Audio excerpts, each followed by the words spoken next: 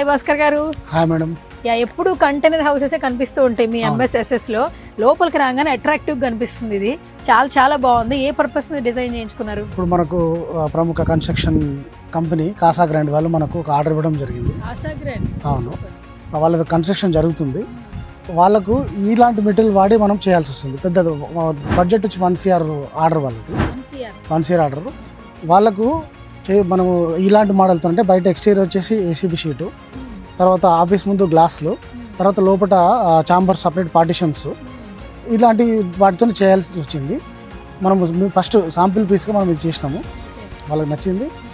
దాని ప్రకారం మనం ఇంతవరకు ముందుకెళ్తున్నాం.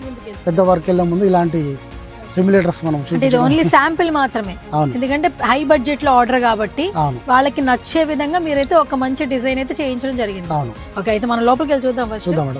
ఎస్ గైస్, మీరు చూడొచ్చు ప్రతిరోజు మనకి కంటైనర్ హౌసెస్ మాత్రమే చూపిస్తుంటారు భాస్కర్ గారు. ఇప్పుడు కొంచెం కొత్తగా అండ్ చాలా బిగ్ బడ్జెట్ యాక్చువల్లీ, అండ్ చాలా బాగుంది అట్రాక్టివ్గా.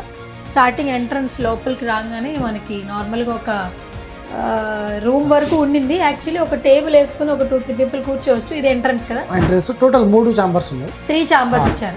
2 పార్టిషన్ 3 ఛాంబర్స్. ఓకే, ఈ సేల్స్ ఆఫీస్ లాగా వాడుతున్నారు వాళ్ళు. సేల్స్ ఆఫీస్ దానికోసం అక్కడ మనం చేస్తున్నాం. వాళ్ళు ఏదైతే విల్లాస్ కట్టే ప్రాజెక్టు, అపార్ట్మెంట్ పెట్టే ప్రాజెక్టుల ముందు సేల్స్ ఆఫీస్ అనేది 2500 SFTలో మన దగ్గరతో కన్స్ట్రక్షన్ చేయడం కోసం ఆర్డర్ ఇచ్చారు. 2 చోట్ల 2 వర్క్స్ దగ్గర. అట్లాగా ఇట్లాంటి ఛాంబర్స్ అంటే ఇది ఒక ఆఫీసు, ఒక రిసెప్షన్, ఒక సేల్స్ పర్సన్, ఇంకో ఎగ్జిక్యూటివ్ లేదా MD మార్కెటింగ్ పర్సన్స్ కోసం ఇట్లా డిజైన్ అనేది ఉంటుంది.